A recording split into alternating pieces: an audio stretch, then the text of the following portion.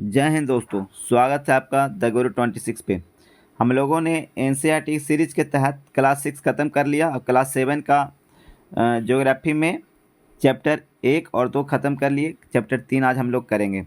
बहुत ही इंटरेस्टिंग यहाँ पे टॉपिक है हमारी बदलती पृथ्वी। यहाँ पे बहुत कुछ जानने वाले हैं आप लोग, और इतना मतलब सरल तरीके से आप लोग को समझाने की कोशिश करेंगे कि आपको खूब मन लगने वाला है। बहुत ही इंटरेस्टिंग टॉपिक को आप लोग जानने वाले हैं। तो चलिए बिना देर किए स्टार्ट करते हैं क्लास।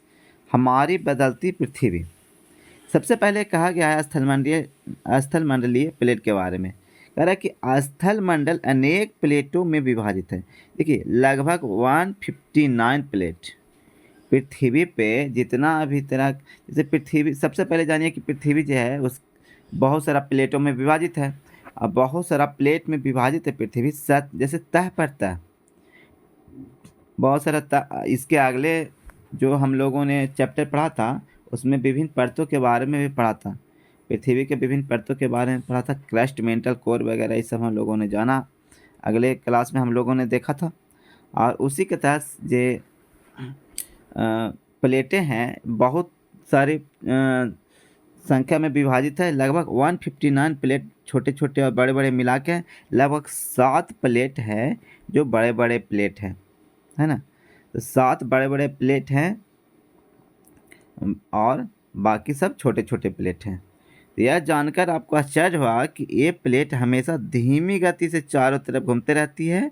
प्रत्येक वर्ष केवल कुछ मिलीमीटर के लगभग पृथ्वी के अंदर पिघले मैग्मा पर होने कारण गति कर। देखिए कह रहा है कि इसको समझते हैं।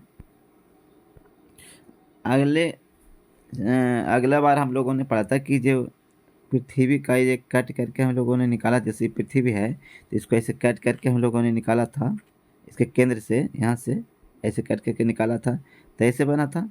तो ऐसे है मान लीजिए, तो ये हो गया, जिस सतह हो गया पृथ्वी के ऊपरे वाला जिस पे हम लोग रहते हैं, तो ये हो गया क्रस्ट। अच्छा, फिर था मेंटल, अभी लास्ट में था कोर, है ना। तो ये 35 किलोमीटर तक गहरा था ये क्रस्ट, और 2900 किलोमीटर गहरा था मेंटल, और 3500 किलोमीटर कोर था। ये था ना सबसे। और यहाँ पे जो है क्रस्ट में चीज़ें होती हैं जो ठोस होती हैं, और मेंटल में सब द्रव के रूप में रहता है। मतलब जो यहाँ पे लोहा की मात्रा रहे, पत्थर रहे, हर चीज़ यहाँ पे एकदम इतना ज़्यादा ताप और दाब यहाँ पे है कि सब पिघला हुआ अवस्था में है। चट्टानें भी पिघली हुई अवस्था में है, लोहा, तांबा, मैग्नीशियम, मतलब हर चीज़ यहाँ पे पिघला हुआ अवस्था में। तो यहाँ पे पिघला हुआ अवस्था में है। तो होता क्या है कि इसमें अगर जैसे अगर द्रव है तो द्रव अगर हल्का सा भी डोलेगा तो ये इसके सतह यहाँ पे ऐसे ऐसे, जैसे सबसे ऊपर वाला जो सतह होता है द्रव का, ये क्या करेगा, फ्लोटिंग करेगा यहाँ पे। और यहाँ पे अगर ये ऐसे से डोलेगा सबसे ऊपर वाला, तो क्या होगा कि आपस में कभी कभी इधर से, जैसे इधर से ऐसे से डोलते आ रहा है और एक इधर से डोलते आ रहा है ऐसे से, तो ये दूसरे आपस में अगर टकराएगा इधर, तो ये बहुत बड़ा ऐसे, मतलब कि पृथ्वी के ऊपर जो भूप्रपट्टी है उस पर दबाव डालेगा। वही दबाव डालने से भूप्रपट्टी अगर दड़क जाता है तो ऊपर आ जाता है मैग्मा। ये तो मैग्मा जैसे इसे ऐसे आ रहा है ना, मैग्मा जैसे पिघली अवस्था में है ना, वो मैग्मा कहलाता है। तो यही जो चट्टानें पिघली अवस्था में रहती हैं ऊपर निकल जाती हैं भूप्रपट्टी को इसको तोड़कर, क्योंकि ये पतली होती है, और यही ज्वालामुखी कहलाता है। और पृथ्वी में कंपन भी कभी कभी क्या होता है कि पृथ्वी में कंपन भी होता है, तो इसको भूकंप कहते हैं। जैसे उतना ऊपर नहीं आया, ऊपर नहीं निकल पाया, बस क्या हुआ कि ये दोनों टकराया और तरंगें इधर उधर निकली। आगे हम लोगों ने जानेंगे इसके बारे में, तरंग के बारे में, भूकंप के बारे में। सीधा सीधा जानिए कि ये आप लोग तीनों परतों के बारे में तो जान ही गया। आप लोगों ने ये भी जाना कि स्थलमंडलीय प्लेट, टोटल प्लेटों की संख्या कितना है, तो 159 है। इसमें मुख्य मुख्य प्लेटें कितनी हैं, तो 7 हैं। बाकी 7 मुख्य प्लेट हुई और बाकी छोटे छोटे बहुत सारा प्लेट में विभाजित है हमारी पृथ्वी। और प्रत्येक वर्ष एकदम हल्का हल्का, थोड़ा थोड़ा, एकदम कुछ मिलीमीटर बस घूमती है ये प्लेटें होती है, जो पृथ्वी के अंदर पिघले हुए मैग्मा में होने के कारण होने वाले गति के कारण ऐसा होता है। जैसे पृथ्वी के अंदर जब मैग्मा होता है जो आपस में थोड़ा सा हिलता डुलता है, तो इसके कारण ये गति उत्पन्न होती है। और पृथ्वी के अंदर पिघला हुआ मैग्मा एक वृत्तीय रूप में घूमता है ना। ये जो पृथ्वी के अंदर जो मैग्मा है वृत्तीय रूप में ऐसे से घूमते रहता है। वृत्तीय रूप में ऐसे से घूमेगा तो क्या होगा कि यही हलचल होती है, और हलचल के कारण, मैग्मा के हलचल के कारण बाकी सब चीज़ें होती रहती हैं। कैसे होता है, क्या होता है, आगे हम लोगों ने जानने की कोशिश करेंगे हम लोग। प्लेट की इस गति के कारण कह रहा है कि प्लेट की इस गति के कारण पृथ्वी की सतह पर परिवर्तन होता है। पृथ्वी की सतह पर परिवर्तन होता है और पृथ्वी की गति को उन बलों के आधार पर विभाजित किया गया है। ये देखिए, पृथ्वी के अंदर जो गति होता है उसको दो भाग में विभाजित किया गया है। एक तो अंदर होगा, पृथ्वी के अंदर होगा तो अंतर्जनित बल, और पृथ्वी की सतह पे होगा तो बहिर्जनित बल। मतलब इंडोजेनिक फोर्स और एक्सोजेनिक फोर्स। इंडोजेनिक जो अंदर होगा और सतह पे होगा जो एक्सोजेनिक फोर्स होता है।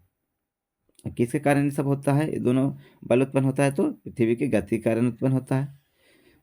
अंतर्जनित बल कभी आकस्मिक गति उत्पन्न करते हैं तो कभी धीमी गति उत्पन्न करते हैं, कभी अचानक या कभी धीमा धीमा भी। अगर अचानक आवेगा तो भूकंप और ज्वालामुखी उत्पन्न होता है, और धीरे धीरे आता है तो धीरे धीरे अगर होते रहता है तो जैसे पर्वत निर्माण करना रहे तो धीरे धीरे होगा। जैसे ऐसे समझिए, देखिए पर्वत निर्माण कैसे होता है। ये पर्वत निर्माण तो काफ़ी धीमे धीमे होता है, लेकिन ज्वालामुखी और भूकंप बहुत तेज़ी से परिवर्तन के कारण होता है। मैंने गति तेज हो गया तो ये दोनों होता है, भूकंप और ज्वालामुखी। और गति हल्का हल्का रहा तो पर्वत निर्माण होता है। कैसे होता है जो हम आपको बताने का कोशिश करते हैं। देखिए, मान लीजिए कि हमारा सब जो हिमालय है, तो हिमालय के निर्माण कैसे हुआ। तो हिमालय के निर्माण पहले मान लीजिए कि हिमालय है, तो हिमालय पहले हिमालय नहीं था। यहाँ पे टेथिस सागर था। इधर सबसे ऊपर इधर यूरेशियन प्लेट हो गया, इधर यूरेशियन प्लेट हो गया, है ना। और इधर इंडियन प्लेट हो गया, नीचे इंडियन प्लेट हो गया। और इधर जो था ये टेथिस सागर था, और इधर इंडियन प्लेट। देखिए इंडियन प्लेट तो ऐसे आया है टूट के, कहाँ से, अफ्रीका से। तो अफ्रीका से टूट के आया है, और बहुत धीमा धीमा वहाँ से टूट के आते आते समुद्र वाला जो भाग है हिंद महासागर वाला, उससे होके आते आते आते आते काफ़ी समय लगा था। लगभग 450 लाख वर्ष पहले की बात है ये सब। तो ये यहाँ से क्या हुआ कि फिर यहाँ से टकराया, इधर इधर आ रहा है, आई अपने जगह पे यूरेशियन प्लेट अपनी जगह पे स्थिर है।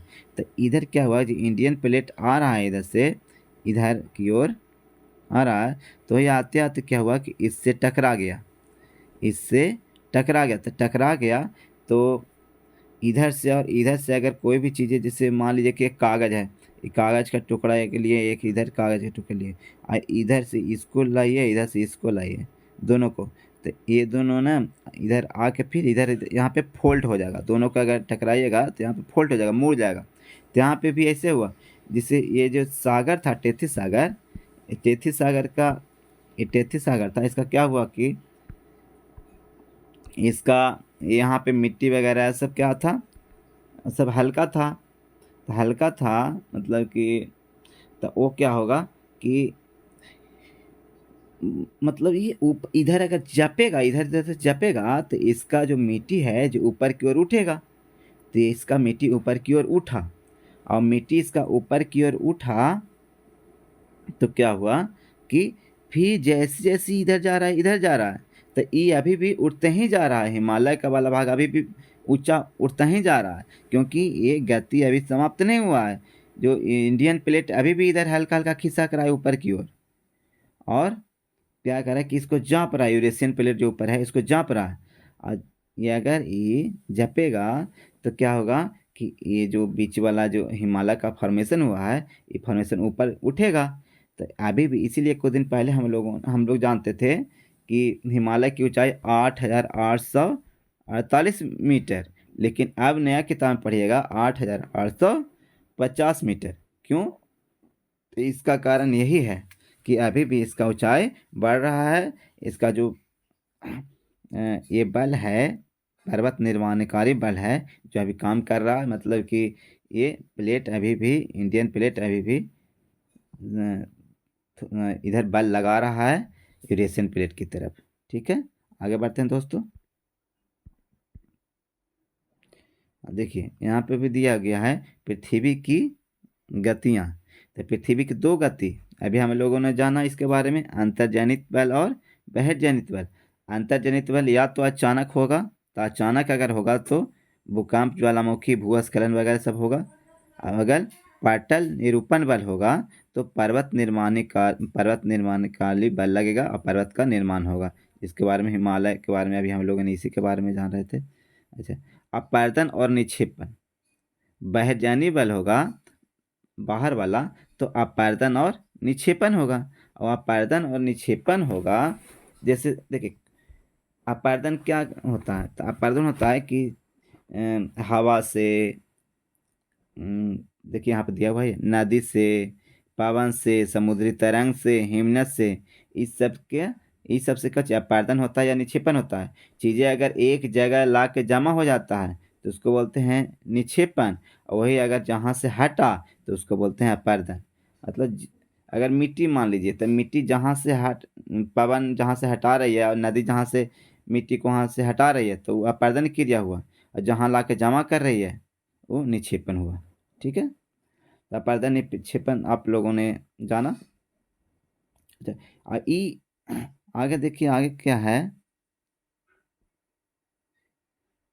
देखिए यहाँ पे एक शब्दावली है, स्थल मंडलीय प्लेट के बारे में कर रहा है। तो भूपर्पट्टी में अनेक बड़ी एवं कुछ छोटी और कठोर असमान आकृति वाली प्लेटें होती हैं जिन पर महाद्वीप एवं महासागर टिके होते हैं, वही स्थल मंडलीय प्लेट कहलाते हैं। आगे क्या है, ज्वालामुखी के बारे में देखिए यहाँ पे बता दिया गया है। ज्वालामुखी भूपर्पट्टी पर खुला एक ऐसा छिद्र होता है जिससे पिघले हुए पदार्थ अचानक निकलते रहते हैं। तो अचानक निकलते रहते हैं, देखिए इसके समझिए।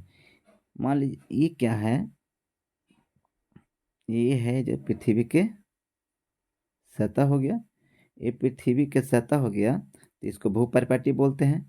और भूपर्पट्टी कठोर वाला भाग अभी हम लोगों ने देखा कि भूपर्पट्टी कठोर वाला हुआ, और उसके नीचे जो मैग्मा हुआ वहाँ पे चीज़ें पिघले हुए अवस्था में है। तो मैग्मा में अगर कुछ हलचल ऐसा हुआ कि इधर से भी और इधर से भी अगर प्लेटें टकराई, प्लेट इधर से भी टकराई और इधर से भी टकराई, दोनों तरफ से, तो टकराने से क्या हुआ कि यहाँ पे अगर वहाँ जहाँ पे ऊपर पट्टी अगर कमज़ोर पड़ा, वहाँ पे उसको फाड़ते हुए आगे की ओर निकल गया। आगे की ओर निकल गया, तो भूपर यहाँ पे मान लीजिए कि यहीं पे अगर इसको चीरते हुए बाहर निकल गया, तो फिर ऐसे ऐसे चीज़ें, राख लावा वगैरह सब ऐसे से निकलते रहती हैं। इससे ज्वालामुखी ऐसे निकलता है दोस्तों। और देखिए इसके बारे में, देखिए जहाँ अगर ज्वालामुखी उत्पन्न, यहाँ पे ज्वालामुखी यहीं उत्पन्न हुआ है, तो यह ठीक है यहाँ पे, तो इसको आधि केंद्र बोलेंगे। क्या बोलेंगे? आधि केंद्र। और जहाँ से देखिए, यहाँ से अगर यहाँ से ऐसे करके एकदम सबसे ऊपर वाला भाग है जहाँ से राख फेंक रहा है, तो वहाँ पे ना एक प्लेट की तरह ऐसे बन जाता है, प्लेट की तरह ऐसे ऐसे होता है। तो प्लेट की तरह बन जाता है, इसी को बोलते हैं क्रेटर। ठीक है, इसको बोलते हैं क्रेटर। और अगर यही अगर ज्वालामुखी मर जाता है, मैंने बहुत दिन बाद अगर इसमें राख वगैरह निकलना ख़त्म हो जाता है, तो ये प्लेट की तरह होता है ना, तो इसमें पानी पड़ता है कभी, तो इसमें पानी से भर जाता है।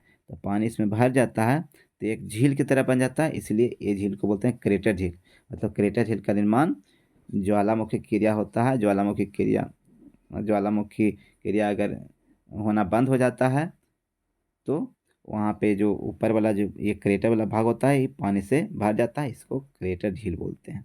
ठीक है, अच्छा, ये लावा निकल रहा है, देख रहे हैं रेड वाला भाग है जी, सब लावा निकल रहा है इधर इधर, ऊपर भी जा रहा है। आगे देखिए,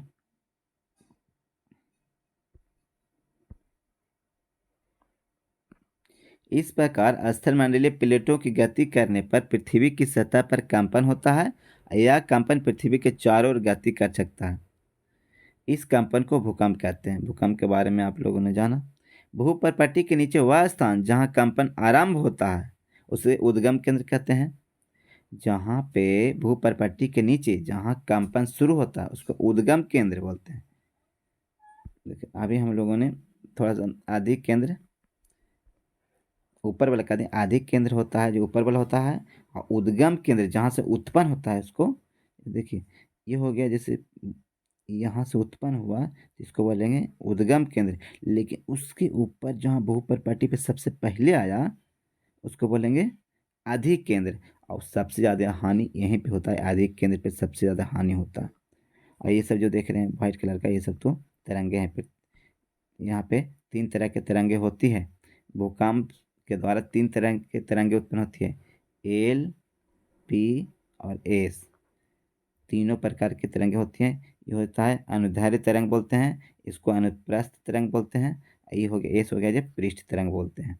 ठीक है, याद रखिएगा। अच्छा, इतना हम लोगों ने जाना। और भी कुछ है?